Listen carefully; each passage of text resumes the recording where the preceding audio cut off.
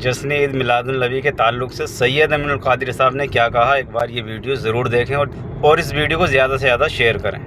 اپنی قوم سے میں گزارش بھی کرتا ہوں کہ جلسے تو ہم کرتے ہیں، کرتے رہیں گے، جلوس بھی نکلتے ہیں، نکلتے رہیں گے، محفلیں سجتی رہے گی، لیکن میلاد مصطفیٰ جو 1500 سالہ جشن ہے اس پہ کچھ سب مل کر ایسا کام کر لو کہ ہم رہیں نہ رہیں لیکن حضور کی میلاد کی یادگاریں قائم رہے۔ جیسے کہ ہم نے جو بھی ٹوٹے پھوٹے انداز میں، یہ کوئی بڑا کام نہیں ہے، حضور کی ذات کے سامنے یہ کام کی کوئی حیثیت ہی نہیں ہے، یہ تو اپنی اوقات بھی نہیں ہے کہ اس بارگاہ کا ہم نام لے سکیں۔ ہزار بار بشویم دہن ز مشک و گلاب ہنوز نام تو گفتن کمال بے ادبیست، کروڑوں مرتبہ میں مشک و گلاب سے اپنا منہ دھو لوں پھر بھی ایک مرتبہ میں نام محمد لینے کے قابل نہیں ہوں، تو ہم کیا پیش کریں، ہماری اوقات کیا ہے، حیثیت کیا ہے۔ لیکن یہ ہے کہ امتی کم سے کم اظہار محبت تو کرے، اظہار پیار تو کرے۔ بادشاہ کو تحفہ دینے کی کوئی حیثیت اور نہیں ہوتی انسان کی، لیکن وہ تحفہ اس کے خزانے میں اس سے بڑی چیز رکھی ہوئی ہے، مگر تحفہ اظہار محبت کا نام ہے کہ میں بھی آپ سے پیار کرتا ہوں، محبت کرتا ہوں۔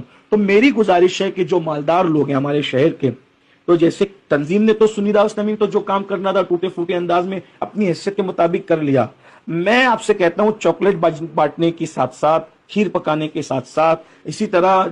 پولار کرنے کے ساتھ ساتھ یا لائٹنگ لگانے کے ساتھ ساتھ ہم یہ بھی تو کر سکتے ہیں کہ میں کوئی 12 بچے ایسے چن لوں اپنے شہر کے جو اسکول کی فیس نہیں بھر سکتے اور ان کی ڈگری تک کے میں فیس بھرتا رہوں اور اس کا اصال ثواب رسول اللہ اور ان کے گھر والوں تک، ان کے اصحاب تک پہنچتا رہے۔ تو اس میں یہ ہوگا میلاد شریف کی ایک یادگار بھی ہوگی کہ 1500 سالہ میلاد کے موقع پر آپ نے کسی کو ڈاکٹر بنایا تھا، اس کی فیس بھری تھی، کسی کو ٹیچر بنایا تھا، اس کی فیس بھری تھی، کسی کو انجینئر بنایا تھا، اس کی اس طرح کریں۔ اس طرح بھی آپ کر سکتے ہیں کہ واقعتاً جو غریب لوگ ہیں، جو صرف چہرے سے غریب نہیں ہے، واقعتاً غریب لوگ ہیں، ان کی لسٹ بنائیں، فہرست بنائیں، مہینے بھر کا ان کو راشن دے دیں، ان تک راشن پہنچا دیں۔ اسی طرح کسی کی ایسی بچی جو اجتماعی نکاح میں شادی کرنے کے لیے شرما رہے ہیں، کچھ لوگ ایسے بھی ہوتے ہیں جو شرماتے ہیں، تو ان کی آپ شادی کر دیں۔ محلے کی غریب بیواؤں کے سروں پہ آپ دوپٹے ڈال دیں۔